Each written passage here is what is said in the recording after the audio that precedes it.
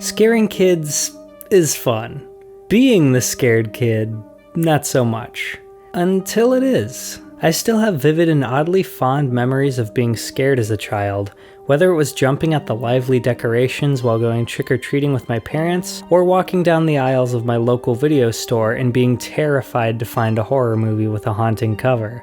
Despite being presented with what at first seemed like a negative experience, I would come back to these things. I would continue to go trick-or-treating at the houses with the scariest decorations, and dare myself to return to those specific horror movie covers at the store that filled me with a rush of adrenaline. The curiosity surrounding fear would only go on to grow as I found interest in haunted houses and actually began watching horror movies rather than just peeking at their box art.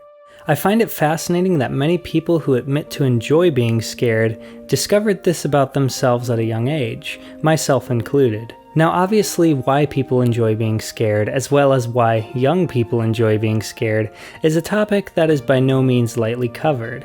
I'm not here to be another voice in that void. However, I do want to discuss the idea of fear within the medium of film, more specifically family film, as I find horror movies targeted at younger audiences to not only be a gateway into the genre, but also an effective vehicle in better understanding why people at their core enjoy being scared, as well as how to do it. I'm going to be taking a look at a wide array of films, some from my childhood, some not, to show the different methods and techniques that filmmakers use to scare their youthful audience.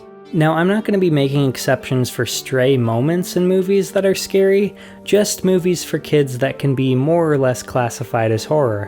Flashing back to my past, we have Scooby-Doo on Zombie Island, and I do say my past, like 5 or 6 years old past. But to cut my younger self some slack, this movie acted as a tonal departure from traditional Scooby-Doo, and has an atmosphere and visuals that still hold up as genuinely frightening.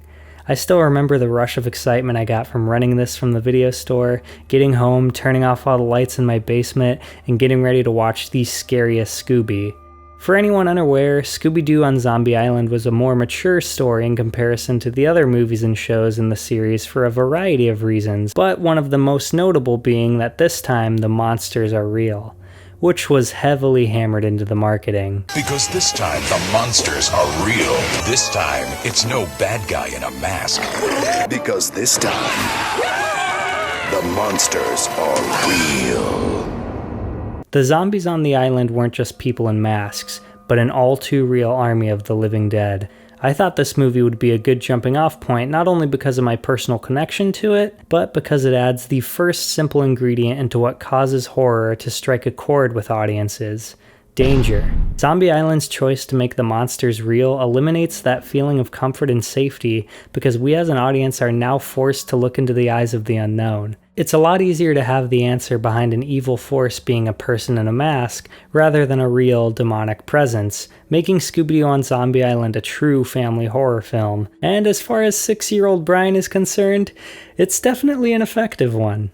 Coraline takes a similar approach to removing the veil of security from its audience by having the horror literally hit close to home, with Coraline's other parents, more so her other mother, acting as the film's main villains. To further explain, the movie starts with Coraline being bored with her life and family back home at their new house, out in the middle of nowhere, until she finds a secret hideaway that leads to a passage to another world. At first, things seem great. Coraline gets everything she wants, as well as the attention she so craved from her real parents, but eventually she realizes that the grass isn't always greener. Coraline uses creatively bizarre visuals to show how an impressionable young girl like Coraline could be lured into a dream world, only to use that same level of creativity to show the alternate reality's ugly side. Coraline's horror is so deeply embedded into its themes that if you take away the horror, you completely change what the film is trying to say. Horror is used here to convey a message, one that in my opinion says to not take for granted the things you have,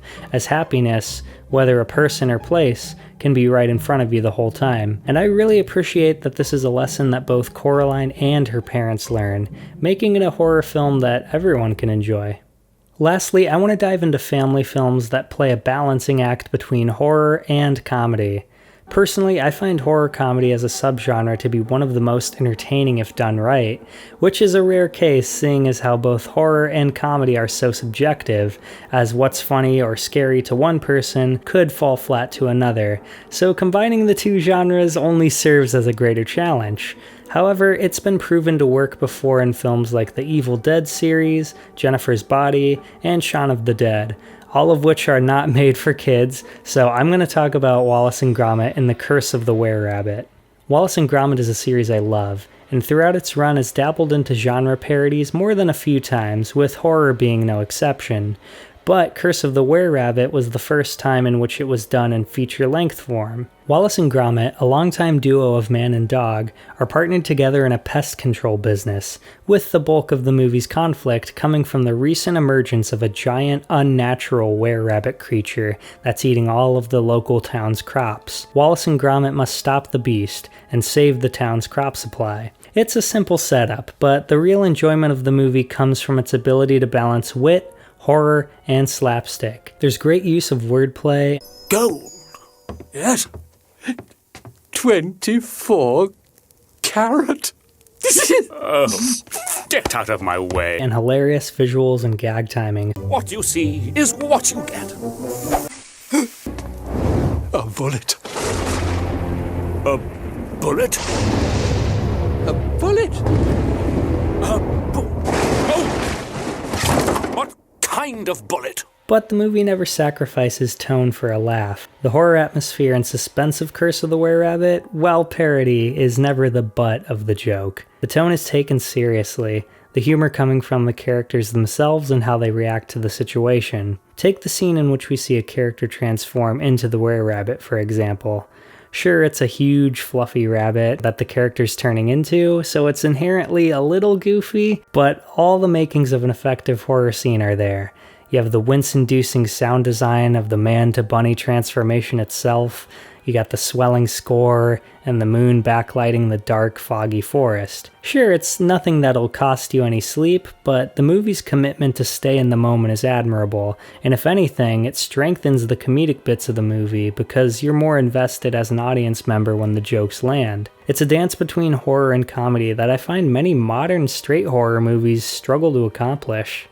Beetlejuice does something similar by using horror imagery as a vehicle for comedy. The distinction of Beetlejuice is that the victims of its horror antics are completely oblivious to the fact that they're in any sort of peril, much to the dismay of its leads. The movie also takes the Freddy Krueger approach of making its villain Beetlejuice a comedic powerhouse. He's a figure of mischief that causes the cast of characters misery to entertain both himself and the audience. Again, like Wallace and Gromit in The Curse of the Wererabbit, the horror supports the comedy, creating a unique, stylized movie that has plenty of scary imagery that's sure to impact younger audiences. In the case of Beetlejuice and the Wererabbit, it's the antics and personality of Beetlejuice and the charm and camaraderie of Wallace and Gromit that, in theory, will help child viewers power through the more harrowing moments both films have to offer. The need to understand the unknown is something most everyone feels to varying degrees, and I think that's one of the reasons people, in this case younger audiences, are intrigued by horror,